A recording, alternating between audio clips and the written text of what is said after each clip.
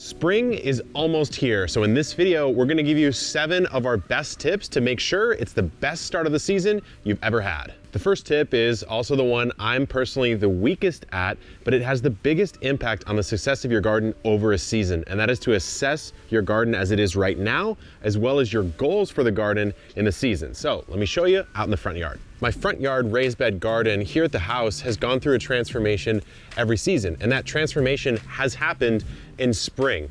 I've added new beds, I've realigned beds, I've added irrigation because I had some trips planned and I didn't have someone to water the garden. Spring is the perfect time to make these bigger changes in a raised bed garden so that you don't have to do it come summer.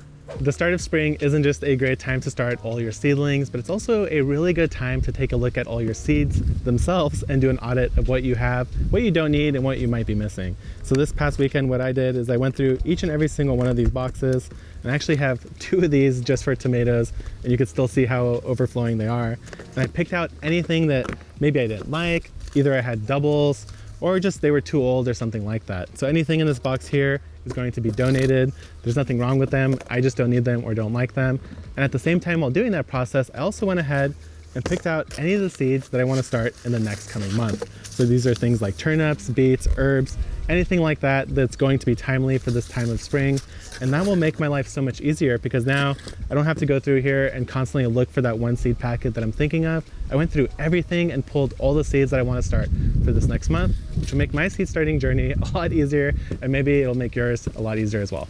Similarly, large projects like a coop or a compost bin, it's a great time to get a start on them in spring. All I'm really saying here is assess your garden. Are you expanding it, redesigning it, contracting it, or building a project? If so, get a jump start on it right now. Taking good care of your tools is something that everyone says to do and maybe pretends to do, but realistically, I've never met somebody who doesn't have a rusty pair of pruners. All of my pruners are rusty because I leave them outside, I don't have a shed to store them in, and even if I did, I'd probably forget them anyway. So what happens when you leave them outside? Well, you need to actually do some maintenance. Like take this pruner, for example, if I open it, it's so rusted shut that it won't even open unless I force it open. So we can fix that, and also this isn't very sharp. You can see that it's essentially fully rusted over. There's no fresh metal. So there's a couple different ways of sharpening. There's something like this, which is the Felco 905, which has a guided kind of honing bit and also a flat steel to sharpen with. All you need to do is take it against your blade, pull it back a few times, and then you'll start getting an edge. The other option, which is also really easy, is to get a tool such as this one, which has a piece of high-speed steel on the end that's harder than the steel on these pruners. And all you need to do is scrape along the blade at an angle so that you're kind of following that curve. You don't really have to be perfect. And what you'll see right away is that there's fresh steel exposed, which is now a sharpened end. After you do that a couple times, you want to go in the back and clear off any burrs that might have rolled over. Now this is extremely sharp and will cut anything very easily. But now let's fix the sticking issue. To clean your tools, you could either use hot soapy water, or you could use vinegar for a quick dunk to get some rust off. But I like using this stuff, the 981, and all you do is you spray it on the blade and it'll actually start dissolving any of the gunk from plants that's on there. And you just let it sit for a little bit. After it's sat for a little bit, you just take a towel, wipe off any of that debris, and then to stop it from actually sticking, we're going to be using this 980 spray, which is some sort of oil, and then let's see, opens every time.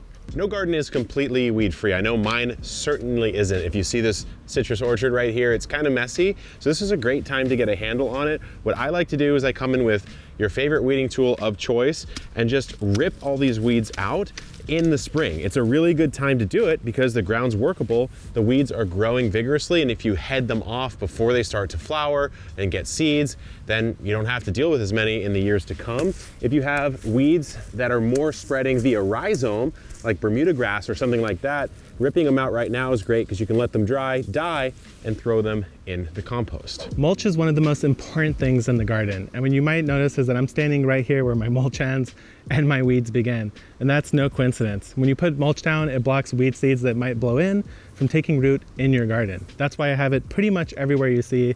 But in some areas, I have it much thicker, like right here in my pathways. And that is to allow any of these large rainstorms in early spring to soak into my ground without actually eroding anything too much. But my raised bed over here is only lightly covered. The reason for that is that if I covered it entirely in straw, I'd be reflecting away a lot of that early sun that you get in spring. And if I reflect that sun away, my soil temps won't rise. So I want it slightly covered to reduce erosion, but just exposed enough to soak up all that sun and get that soil heated up faster.